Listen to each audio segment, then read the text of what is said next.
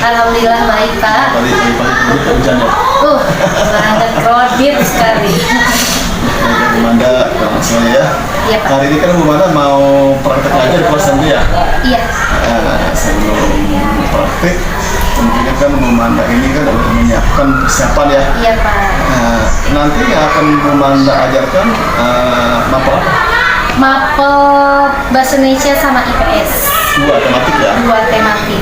Karena kita kan ada mapel bidang studi, jadi kalau 3 kita takut nggak cukup harinya, jadi hanya 2. Jadi Bu ambil 2 ya, ini ikut ya. Jadi materi kontennya IPS, tapi bacaan di bahasa Indonesia ya. Dari materi nanti ada berapa tujuan yang Ibu angkat? 4 Pak. 4 tujuan. Yang pertama itu ya, jadi anak itu mampu menceritakan kembali tentang sejarah atau peninggalan nilai-nilai kepahlawanan. Kemudian mereka dapat mengetahui, mengenal tentang peninggalan sejarah itu Pak, sedikitnya seperti itu. Itu ya, ini tujuan yang akan capai ya. Iya. Selanjutnya area pengembangan nanti yang akan capai itu di RPP-nya diferensiasi atau KSM. Yang dua-duanya. Dua-duanya Pak. Jadi diferensiasi kan anak itu kan memang kan berbeda-beda ya Pak. Seperti misalkan kayak mau nonton, tapi kita lihat kan karena materinya sejarah nih Pak. Kalau sejarah kan pasti kan lebih banyak pengetahuan, terus bicara tanpa ada gerakan apa-apa, itu pasti akan menjenuhkan anak gitu.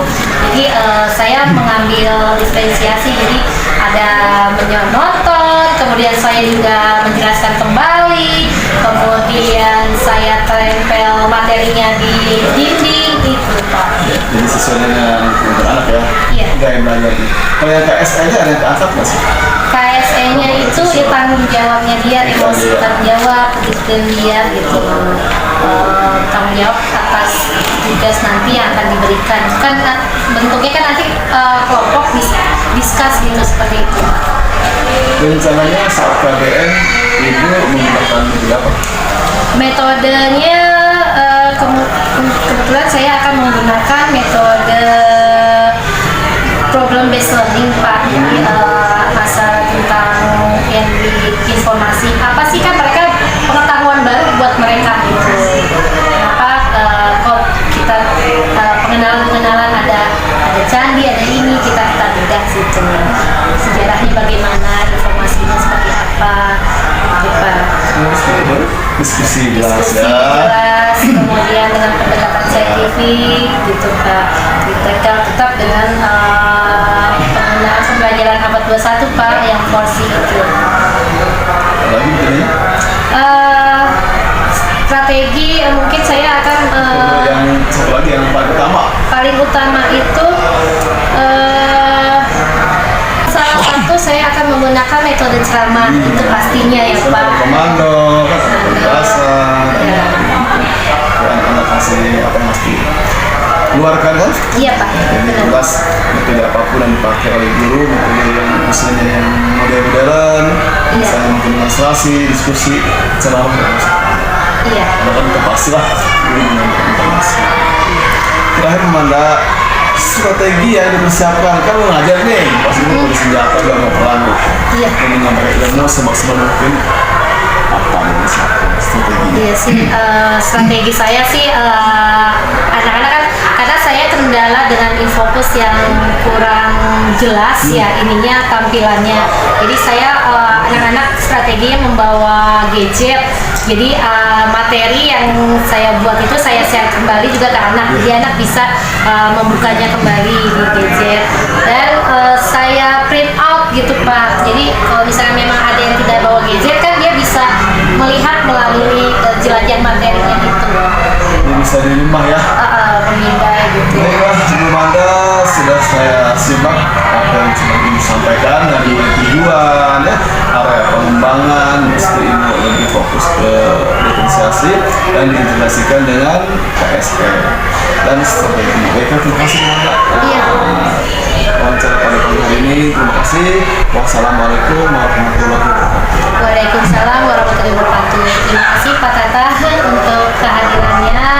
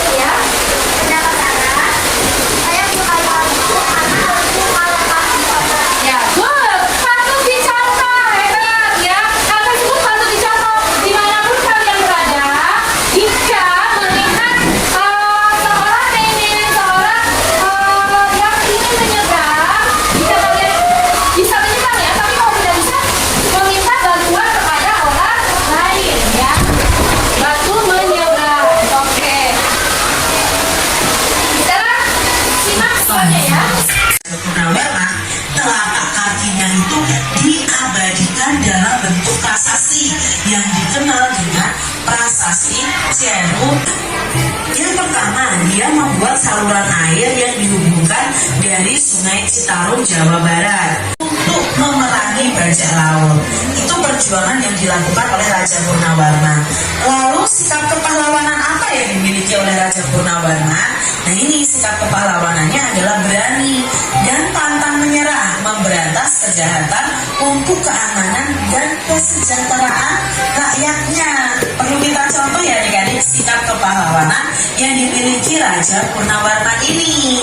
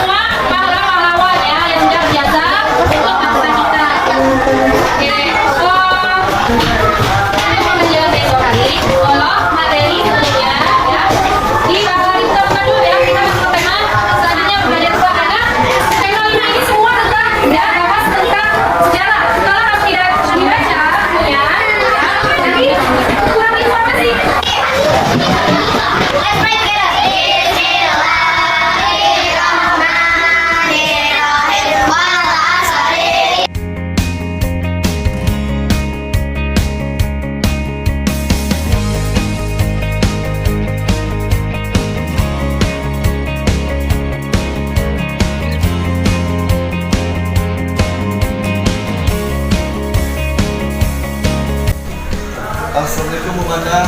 Waalaikumsalam Pak. Aduh, tadi gimana rasanya udah Bapak ngajar? Ya, alhamdulillah Pak. Kegiatan pembelajarannya tadi sudah berjalan dengan lancar. Tapi ya mungkin yang namanya itu pasti ada kendala-kendala. Long, ya. Tapi long, gitu, Pak. Baiklah Bu Banda, tadi saya sudah mengamati dari awal sampai akhir mengajar. Ada beberapa yang mau saya tanyakan. Pertama, refleksi apa yang diberikan kepada anak? Refleksi tentang sejarah dan kepahlawanan, sikap peduli terhadap sesama, kemudian apa itu makna dari berjasa, kata dari berjasa, bahwa kita itu berjasa itu bukan hanya kita melawan penjajahan gitu, tapi berjasa di masa sekarang itu ya kita peduli terhadap sesama, pada lingkungan seperti itu Pak. Dan kemudian mengenalkan tentang peninggalan-peninggalan itu, kan mereka kan memang sama sekali pengetahuan baru banget buat mereka. Sejarah ya. Tadi saya nyimak dasar apa sejarah ya, sejarah sampai ke sejarah pahlawan yang ada ya. Yang kedua Komanda, tadi topik percakapan apa yang diberikan Iya, tentang yang paling menarik itu ketika mereka mengamati tiga gambar, karena kan itu memang kan biasa terjadi di kehidupan mereka masing-masing. Kayak misalkan menjenguk teman gitu, kemudian peduli terhadap lingkungan, menanam, kemudian peduli terhadap sesama. Itu mudah-mudahan mereka itu bisa meneladani, mencontohkan kalau itu sebenarnya dulu. Ya, gambar tadi Bu ya. Yang terakhir ya Bu, apa rencana ini? Apa sih dari materi tadi? Dari gambaran ini tadi materi ini sangat. Karena mungkin keterbatasan waktu, saya akan terus mengulang kembali, mengingatkan anak, karena yang namanya pengetahuan itu tidak hanya terus sekali. Apalagi kan anak sekarang ini kan daya konsentrasinya itu hanya sebentar Pak, jadi kita tetap mengulang terus gitu sampai dia tahu, mengenal, mendalami apa yang mereka dapatkan, ilmu yang mereka dapatkan. Jadi Bu, masih juga sudah ya. Iya. Saya lagi kan, yang lagi di rumah Iya, kan, di rumah. supaya nggak lupa itu ya. Tadi tentunya ada faktor penunjang, ada pembahasan apa yang menunjang macam. Penunjang itu ya untuk masalah fokus, Ya. kemudian gambar gitu. Itu penunjang menurut saya. Terus kerjasama orang tua yang membolehkan anak membawa gadget gitu. Itu penunjang sekali buat kami belajar. Wifi juga yang kuat. Saya sering pakai wifi kelas, bisa lihat Iya. materi ini. Iya betul Pak. Ada penunjang lah, ada hambatan ya. Iya. Apa kendala tadi? Ya hambatannya itu pasti ada Pak. Tadi hujan dulu gini ya. Iya, gitu ya. hujan. Sempat tuh. Dari yang mulai tadi ya.